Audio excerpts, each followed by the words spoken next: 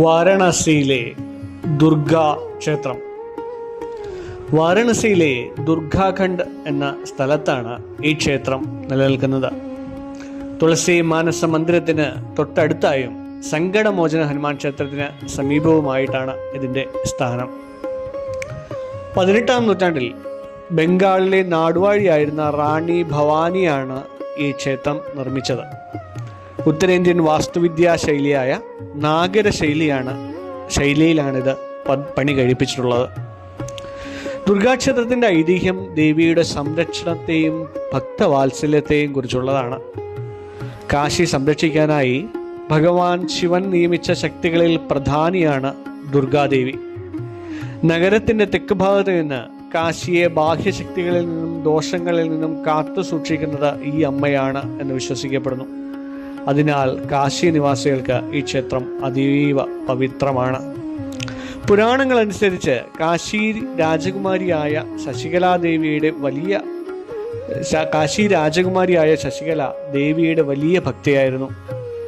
ദേവിയുടെ അനുഗ്രഹത്താൽ അവൾ സുദർശൻ എന്ന രാജകുമാരനെ വിവാഹം കഴിക്കുവാൻ തീരുമാനിച്ചു. എന്നാൽ മറ്റു രാജാക്കന്മാർ സുദർശനെ ആക്രമിക്കുവാൻ തുടങ്ങി.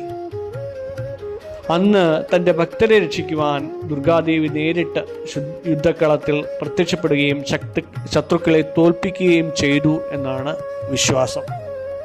യുദ്ധം ജയിച്ച ശേഷം ഭക്തരുടെ അഭ്യർത്ഥന പ്രകാരം ദേവി അവിടെ തന്നെ കുടികൊള്ളുവാൻ തീരുമാനിച്ചു. ഇവിടുത്തെ വിഗ്രഹം ആരും കുത്തിയുണ്ടാക്കിയതല്ലെന്നും അത് താനെ ഭൂമിയിൽ നിന്നും ഉയർന്നു വന്നതാണെന്നും പറയപ്പെടുന്നു. ക്ഷേത്രത്തിന് മുന്നിലുള്ള കുളത്തിൽ സവിശേഷമായ ശുദ്ധിയുണ്ടെന്ന് വിശ്വസിക്കുന്നു. ഈ കുളത്തിന് ദുർഗാകുണ്ട് എന്ന് പറയുന്നു. പണ്ട് നവരാത്രി കാലങ്ങളിൽ ദേവി ഈ കുളത്തിൽ സ്നാനം ചെയ്തിരുന്നുവെന്നാണ് വിശ്വാസം. രോഗശാന്തിക്കും പാപമോചനത്തിനുമായി ഭക്തർ ഈ കുളത്തിലെ ജലം പുണ്യമായി കരുതുന്നു. ക്ഷേത്രം രാവിലെ 5 മുതൽ ഉച്ചയ്ക്ക് 12 മണി വരെയും വൈകുന്നേരം 4 മുതൽ 9 മണി വരെയും ഭക്തജനങ്ങൾക്കായി തുറന്നു കൊടുക്കുന്നു. നവരാത്രി പോലുള്ള വിശേഷ ദിവസങ്ങളിൽ ദർശന സമയങ്ങളിൽ മാറ്റമുണ്ടാവാറുണ്ട്. ഇവിടെ വസ്ത്രധാരണത്തിനായി പ്രത്യേക ഡ്രസ് കോഡൊന്നുമില്ല എങ്കിലും മാന്യമായ ഇന്ത്യൻ വസ്ത്രങ്ങൾ ധരിക്കുവാൻ ഏവരും ശ്രദ്ധിക്കുക.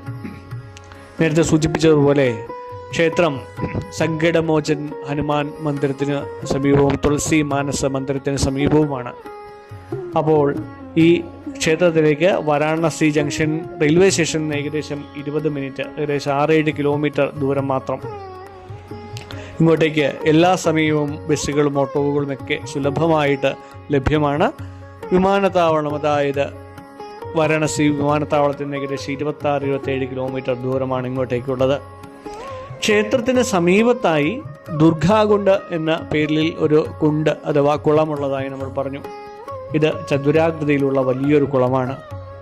ഇത് പണ്ട് ഗംഗാനദിയുമായി ബന്ധിക്കപ്പെട്ടിരുന്നതായിട്ടും പറയുന്നുണ്ട്. ചുവന്ന ചായം പൂശിയ ക്ഷേത്ര ഗോപുരങ്ങളും എല്ലാം ഈ ക്ഷേത്രത്തിൻ്റെ പ്രത്യേകതയാണ്.